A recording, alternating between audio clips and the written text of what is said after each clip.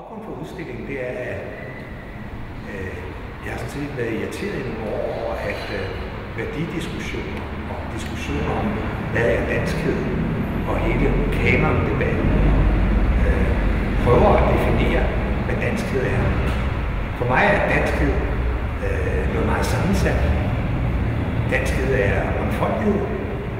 Og så laver jeg sådan en lidt ironisk og munter udstilling. Jeg har faktisk en fascination, som går 40 år tilbage, af alle mulige husholdningsredskaber, og den æstetik, der ligger i det, og den historie, der ligger. Jeg har simpelthen bare samlet på dem. Jeg køber dem, og jeg finder dem, og der er en særlig æstetik i dem. For mig så er det en proces, hvor jeg er optaget af nogle ting, og jeg er optaget af det så tit, at folk spørger, jamen, hvad vil du med det, og hvad ligger der så bag det? Og jeg plejer ikke at sige så meget om at være hjemme. Jeg vil helst have, at folk selv ser dem og får den historie ud. Der har flere gange været nogle besøg, som der har været flere generationer. Og så, når de så ser det her, så er det forskellige historier for mig. Altså dels for den 10-årige knægt, og dels for moren på 30. Mange går hen til den, og mange ældre folk på min alder, de får så nogle minder om de brødmaskiner, som de har haft i deres hjem. For mig er det her selvfølgelig sådan en måde at fortælle en anekdote om en gang, hvor der skulle man spise brød til. Og de her gamle rødvandmaskiner, som jeg har. Selv den udførelse, som man har lavet en funktionel maskine, det er en ren æstetik for mig. Den er smuk. Og så kan jeg ikke lade være med sådan at udfordre maskinen med at putte sådan et dansk bolsjeflag ned i maskinen. Den opfatter jeg simpelthen som et kunstværk i sig selv. Det er sådan, tænk så bare en funktionel maskine, som man har gjort så meget ud af æstetikken i. Så det er et udtryk for danskhed, tænker jeg. Og så har jeg lagt en lille historie ind i her. Her har vi mangfoldigheden repræsenteret ved en smuk masse farver, som kommer igennem rullen og bliver presset ind i en dansk form. Dansk flag. Den har jeg kaldt assimilation, integration. Spørgsmålstegn. Jeg har fundet nogle ting frem for gamle gemmer, som siger noget om danskhed. Ikke entydigt, fordi for mig er danskhed ikke entydigt. Her stiller jeg spørgsmål om danske drenge, hvad det er. Jeg har min Flemming-bog fra 1919. Og Alfa sangbog. Alfa Margarine lavede en sangbog til uddeling i skoler. Mogens Lorentzen har skrevet en bog, der hedder Min søn, om du vil i verden frem. En opskrift på, hvordan man skal dannes for at være rigtig dansk søn. Så jeg har altid været optaget af de kønsrollemønstre, som reklamer afspejler. Og her gamle annoncer fra 50'erne og 60'erne om vaskemidler. Altså på en eller anden måde så bliver, kan man sige, det at kunne fremstille sin familie som noget rent og renvasket, så bliver det sådan et familieideal og dermed også et husmorideal. Så det kalder jeg den rene familie der. Jeg har også været optaget af, det har været både sådan i min tidligere faglige virke som sociolog, været optaget af familieformen og samlivsformen. Og der er samlivsformer, diskussionen om samlivsformen er jo, kan man sige, blusset op igen.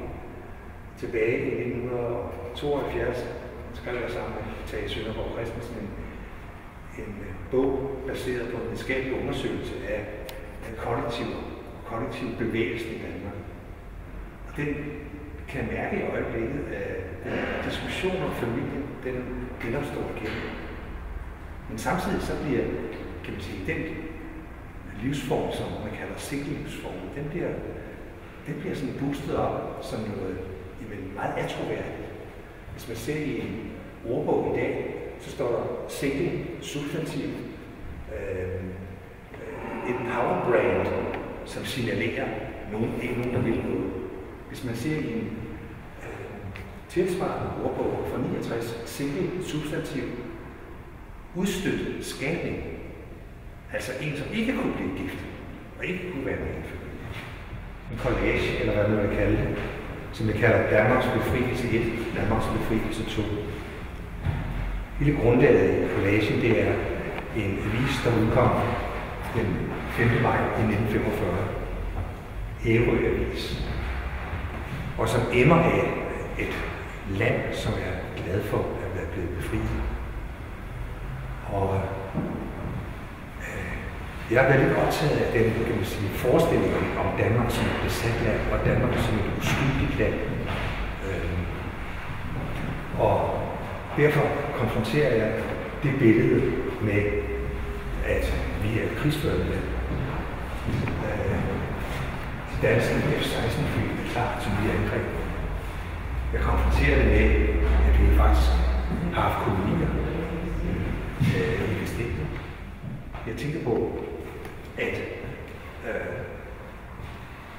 få noget af den her udstilling bragt rundt som en vandreudstilling på skoler og på gymnasier, som udgangspunkt for, at eleverne kan skrive projektopgaver eller gå igennem temaforløb og få, kan man sige, rustet op i en diskussion om danskhed, som de formodentlig ikke har, fordi vi er jo bare dansk. Altså, faktisk, nogle gange, når jeg går i gang med billedet, så leger jeg med materialerne her, altså revet noget tøj i stykker, og så lige pludselig, jamen, så kan jeg mærke, at det jeg beskrev her, det var krig. Det var Danmark som et lille land, som fulgte en række andre lande i NATO, eller en FN, og sådan nogle gange, når jeg leger med farver og sådan noget, så kommer der nogle historier frem. Og, så for mig er det her med det er både æstetik, og nogle af mine billeder er, kan man sige, smukke og harmoniske og ufarlige. Og andre, jamen, de fortæller sig så en historie, eller fortæller de det en historie, fordi det er jo spørgsmål om, hvad den, der ser på, hvad for en historie den vækker hos beskuer. Ting, jeg er optaget af, altså sanselighed.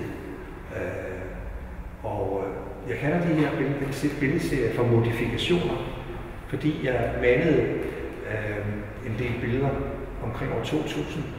Det tog jeg så frem igen sidste år og modificerede dem. Det vil sige, at jeg malede noget af det ned i en baggrund og trak noget andet frem. Og så blev, når man så ser på sådan en som den her, ikke? Altså en storbarmet kvinde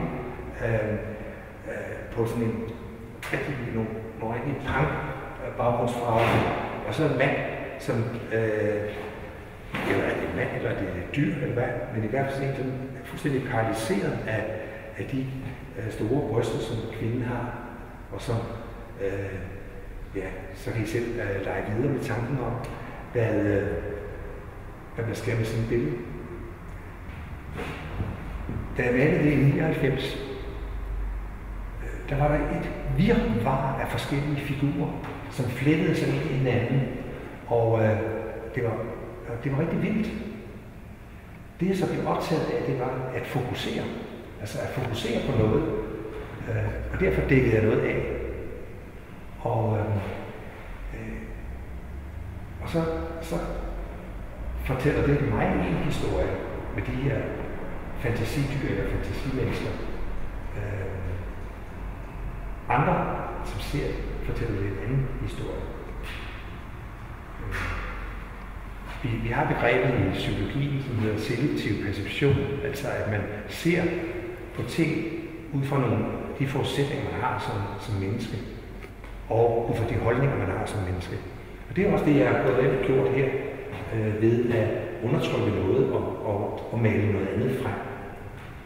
Og så, hvad så den beskueren, så får ud af det, det kan de her en dialog med billeder, som er et myriader af figurer og af små hændelser og ting og sager, som jeg så, synes jeg, forenklede meget, da jeg malede det om her i vinter.